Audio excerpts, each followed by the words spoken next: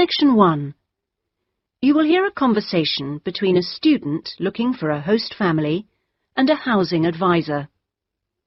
First, you have some time to look at questions 1 to 5.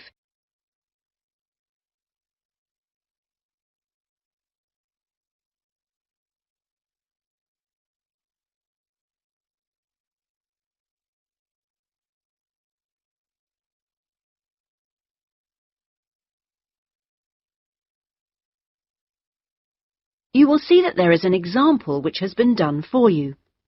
On this occasion only, the conversation relating to this will be played first.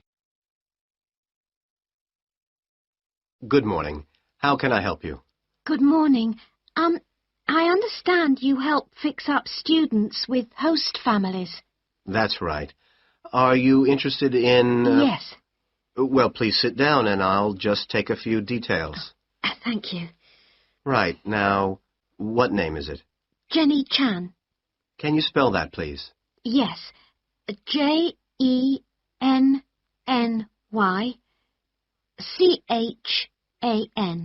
Right. And what is your present address? The student's name is Jenny Chan, so Jenny Chan has been written on the form. Now we shall begin. You should answer the questions as you listen, because you will not hear the recording a second time. Listen carefully and answer questions 1 to 5. Good morning. How can I help you? Good morning. I understand you help fix up students with host families. That's right. Are you interested in... Yes. Well, please sit down and I'll just take a few details. Thank you. Right. Now, what name is it? Jenny Chan. Can you spell that, please? Yes. Jenny-Chan.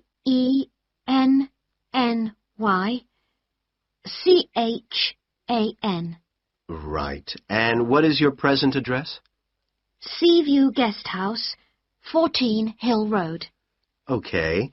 And do you know the phone number there? Yes, I have it here. 2237676. But I'm only there after about 7 p.m. So when would be the best time to catch you? I suppose between 9 and, let me see, past, before I leave for the college. Great. And can I ask you your age?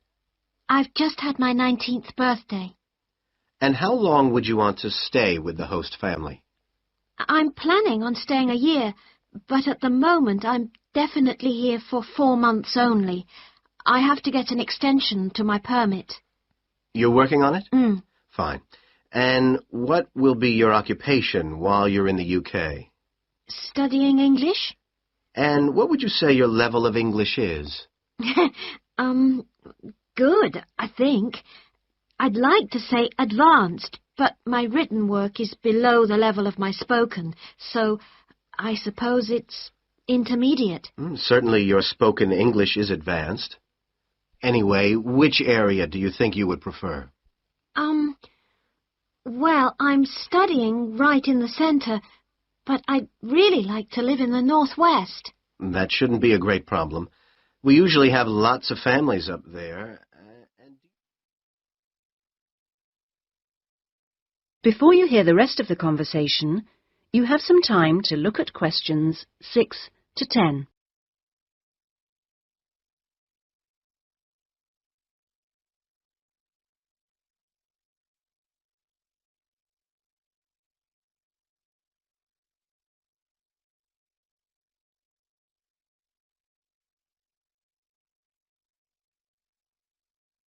Now listen and answer questions 6 to 10. And do you have any particular requirements for diet? Well, I'm nearly a vegetarian. Not quite. Shall I say you are? It's probably easier that way. That would be best. Anything about your actual room? I would prefer my own facilities. En suite, is that right? Mm-hmm. And also, if it's possible, a TV. And I'd also like the house to have a real garden, rather than just a yard. Somewhere I could sit and be peaceful. Is that all?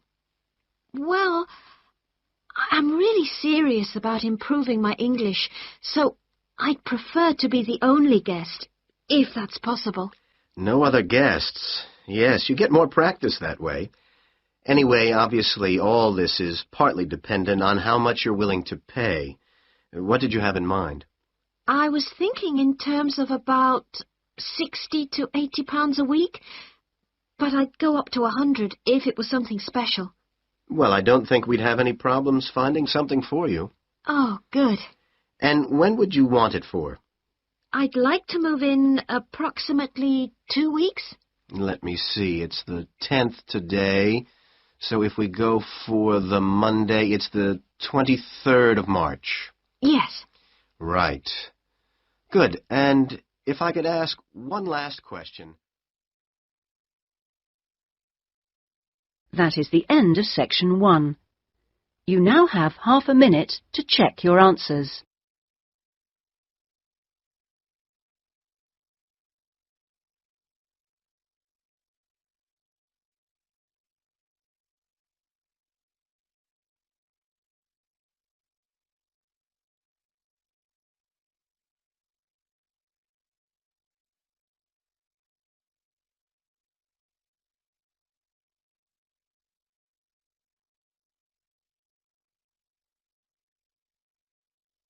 Now turn to section 2.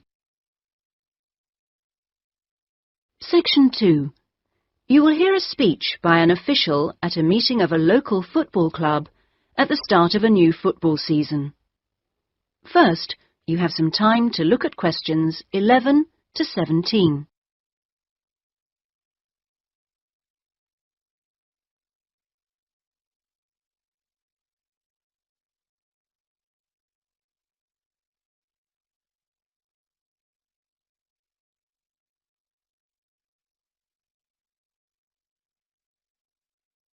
Now listen carefully and answer questions 11 to 17.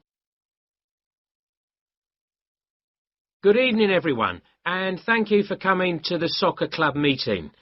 It's good to see so many parents and children here tonight, and I know you're looking forward to a great football season. Now, I'd like to take a few minutes to tell you about some changes to the soccer club for the coming season. Now, this season, we'll be playing all our matches for both the junior and senior competitions at Kings Park, instead of Royal Park, which was used last season. Now, for meetings, we're going to use the clubhouse in Kings Park, and the next meeting will be held in the clubhouse on the 2nd of July.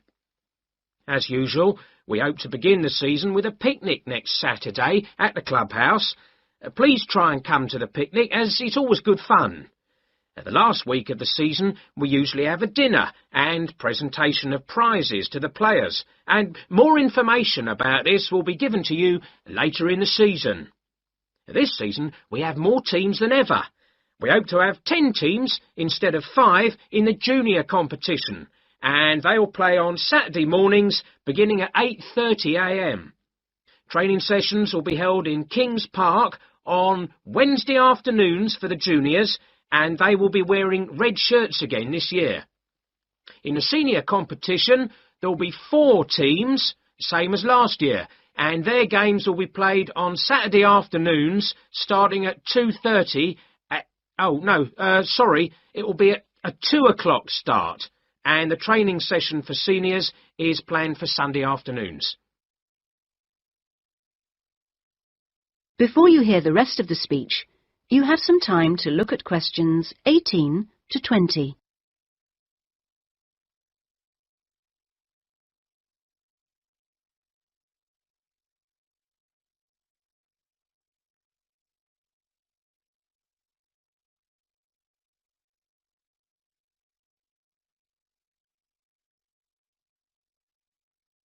Now listen and answer questions 18 to 20.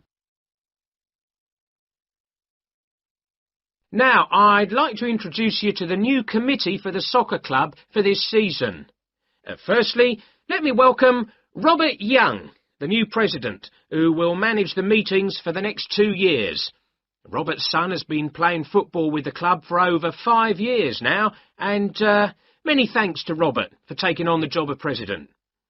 Next, we have Gina Costello. She's the treasurer, and she'll collect the fees from you for the season. Please try and give Gina your fees as early as possible in the season, as the club needs the money to buy some new equipment. Then there's David West, who's volunteered to be the club secretary, and one of the many jobs he'll have is to send out newsletters to you regularly. If you have any information that may be useful, please let David know so that it can be included in these newsletters. Also, I'd like to introduce you to Jason Dokic, who is the head coach. For all the new members here tonight, this is the 3rd year that Jason has been with us as head coach, and we're very lucky to have such an experienced coach and former player at our club. He will continue to supervise the teams at training sessions and on match days. Now, before we finish and have some refreshments, does anyone have any questions they'd like to ask the new committee? That is the end of section 2. You now have half a minute to check your answers.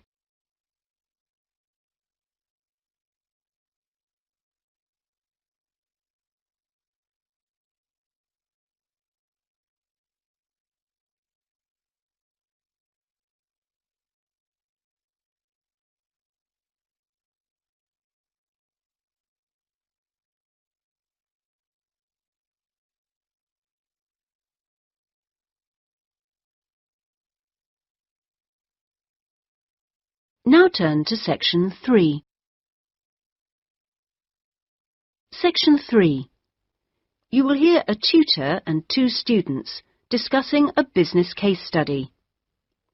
First, you have some time to look at questions 21 to 24.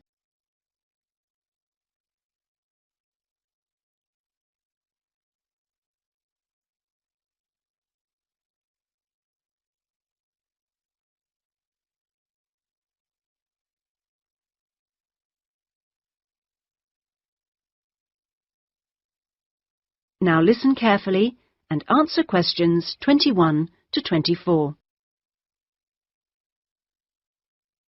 Right, Jason and Karen. Now, I asked you to look at the case study for Box Telecom as part of your exam assessment. It's interesting because they're in the middle of problems at the moment, and I want you to track how they deal with them. Let's start with you, Karen. Having read through the case study, can you just summarise what the problems were that Box Telecom had to take on board? Well, of course, what first came to their attention was that despite a new advertising campaign, they were suffering from falling sales, and this is something that had many causes. On top of that immediate problem, what had also happened over the last 2 years was that although they had invested in an expansion plan, they had to face up to increased competition.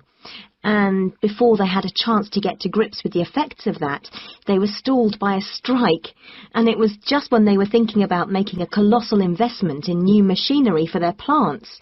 So they were really in trouble. Yes, I think that's fair. And, Jason, now you contacted the company, didn't you? What did the company define as the reasons for these problems?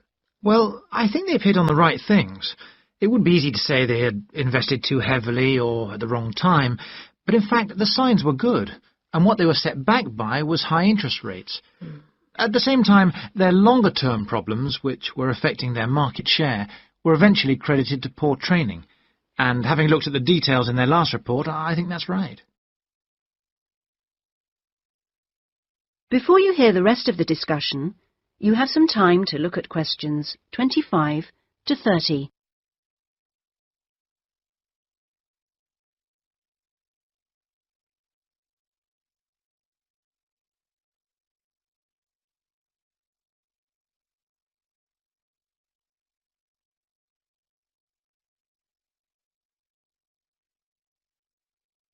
Now listen and answer questions 25 to 30. So, on to the larger issues then. Karen, what do you think the company will do? Well, obviously they have the choice of accepting the very favourable terms that another company, KMG plc, have given them to buy them out. That would mean creating a new company with a new image. Or they could decide on a bolder move and offer some new shares if they wanted. But I think they're much more cautious than that and expect they will start trying to find individuals who'd be prepared to back them with some of the capital they need. Well, you mustn't always assume that dramatic problems require dramatic solutions. Sometimes there's a simple fix, such as changing the guy at the top. If they truly are cautious, then I suspect they will seek to shut down some of their shops. But a more ambitious approach, and one which I think would have more chance of success, would be to alter how they're running things, the management layers and the processes. So, in your analysis, try to think of all the options. Jason? Yes, it's interesting because I found it a really useful company to study. Its problems cross all types of industries, and it's lucky it's so big. A smaller or even medium-sized company would have gone under by now. Ah, well, in fact, what I want you two to do is to go away when we've finished our discussion today and write a report. We've looked in general at the telecommunications market in the UK over the last few sessions, and I want you to take Box Telecom as an example and suggest some ways in which they might overcome their problems, and outline the reasons why you think as you do, but try and keep it intrinsic to the company rather than dragging in other examples. Is that okay, Karen? Yes, I think I can do that. Personally, I've got great hopes for it. I think it will recover. That advertising campaign they did was very strong, and they're very innovative with their products. They set new trends. The company's got to recover, don't you think, Jason? I'm not sure. I think it can, but it's not a foregone conclusion unless they manage to attract the right level of investment. The company definitely needs a boost, and to attract more highly skilled workers if their recovery is to be long-lasting.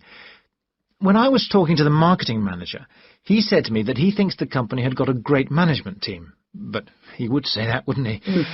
But they are suffering from having to work with outdated production machinery, and that could cost a lot to put right. Well, personally, I think the stock market is to blame. I think they were expecting too much of the company, and then inevitably it looked bad when it didn't perform. The market should have had more realistic expectations. And I disagree with you about the advertising campaign, Karen. That's where they could do with some innovation to get sales kick-started. Anyway, let's see what you come up with those. That is the end of section 3. You now have half a minute to check your answers.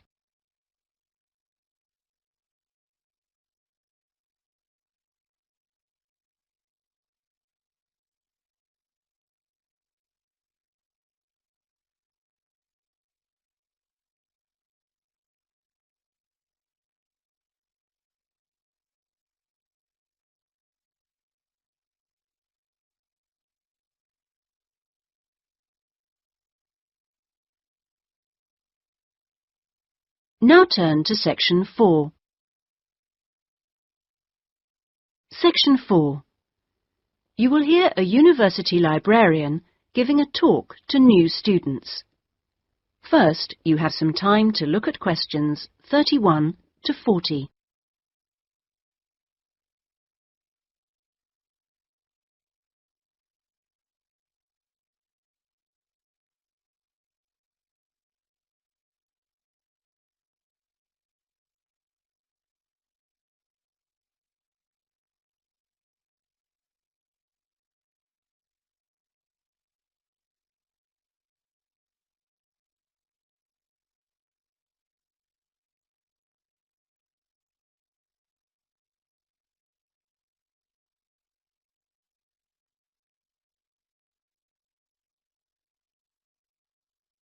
Now listen carefully and answer questions 31 to 40.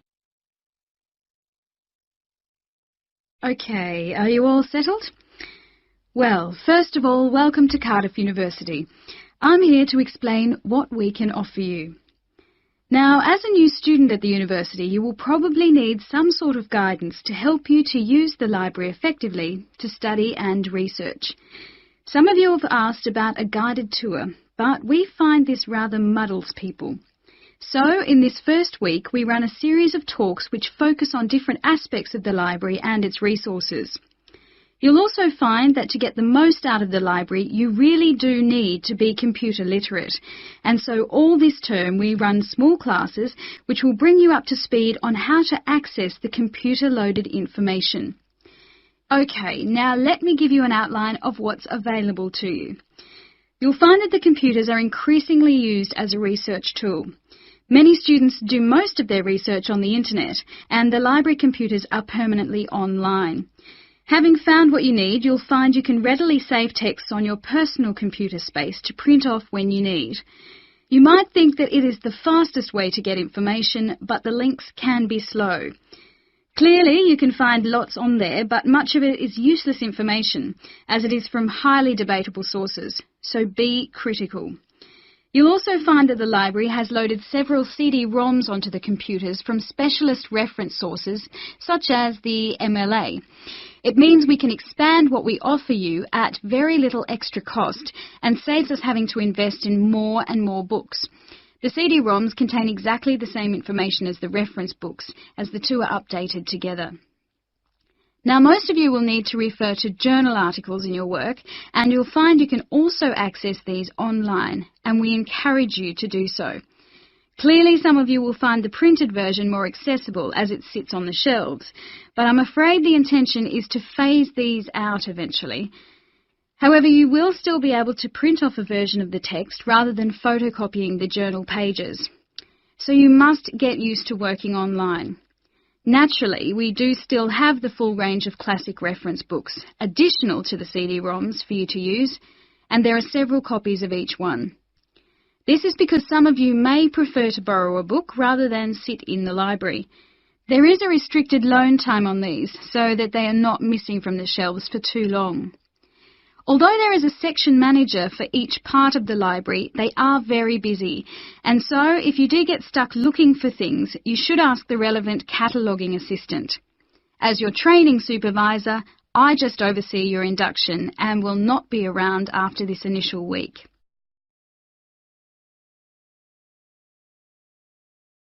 Some of you may be interested to know that the library is offering specialised training sessions on writing a dissertation. Obviously, this is not relevant to those of you who are undergraduates, it is just for postgraduates.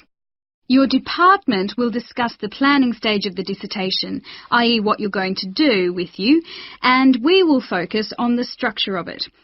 However, the training will also include some time on the computers. I realise most of you know how to organise files, but we can show you the different ways to run data programs. Your tutors will tell you at the outset how to set out the chapters they require, but you will need to ask them how they would like you to organise the bibliography, because it varies depending on your subject area. When you've got something together, the trainer here will look through the draft version for you to see if it's okay. And one final point, for those of you who have registered from abroad, we can offer individual sessions on dissertations if you feel you need them. If you require language lessons, then they are available from the International Centre next to the Law Department. That is the end of section 4. You now have half a minute to check your answers.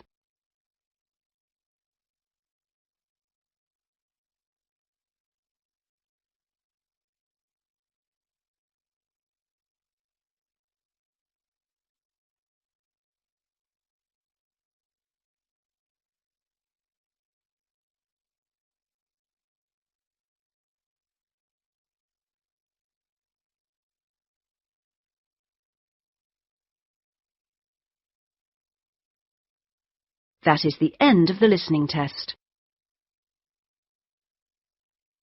In the IELTS test, you would now have 10 minutes to transfer your answers to the listening answer sheet.